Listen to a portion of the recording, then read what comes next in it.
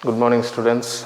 Let us start with the second part of chapter number 1, Arrival of Europeans in India. In the last class, we have discussed about how the sea route was discovered by Vasco da Gama, and also the Portuguese, how they expanded their trade, and ultimately how the Portuguese rule came to an end.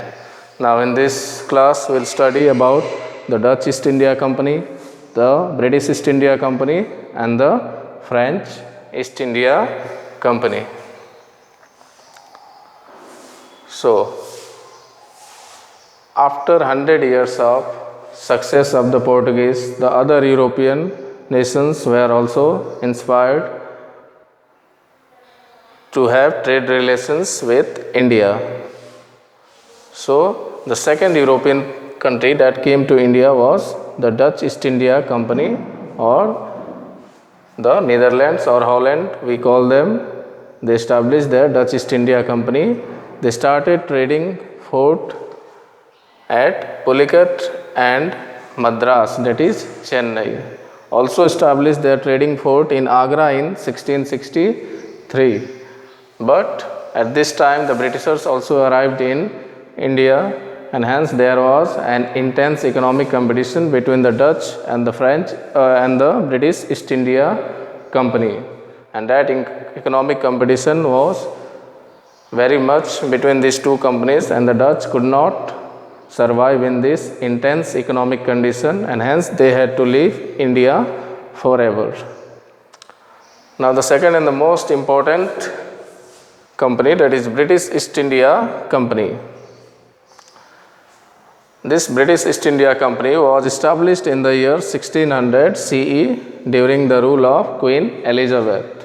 When Queen Elizabeth was ruling over Britain, at that time a group of merchants formed that British East India Company in order to trade with India, and it was established in the year 1600. They wanted to increase their wealth by undertaking trade with our nation. So the first British ship arrived in Surat in the year 1608 CE under the captainship of William Hawkins. So William Hawkins was the first British official who came to India after the discovery of sea route, but he was not successful in getting permission for trading activities in India. Then after William Hawkins, another British official, Sir Thomas Roy, came to India and was successful in getting permission from Emperor Jahangir. So they established their first trading center, and then they undertook their trade to Bengal. Meanwhile, the French East India Company also arrived, and they established their company in the year 1664 CE.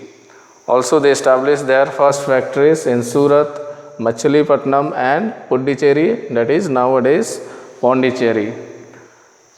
And both the British East India Company and the French East India Company were at that time the dominant powers or trading forces in India, and there were innumerable disputes between the French East India Company and the British East India Company in order to become the supreme trading power of Indian subcontinent, and ultimately the British East India Company emerged as the final winner, and the French East India Company were left with some of the places like Chandranagar, Mahe, Puducherry. They were confined with these 2 or 3 trading places, but the British East India Company emerged as the dominant economic trading power in India. Now in the next class we will study about how the Britishers got involved in a major battle with the Nawab of Bengal, Battle of Palasi, and then we will study the Battle of Buxar, in which we will cover or conclude the whole chapter. Thank you.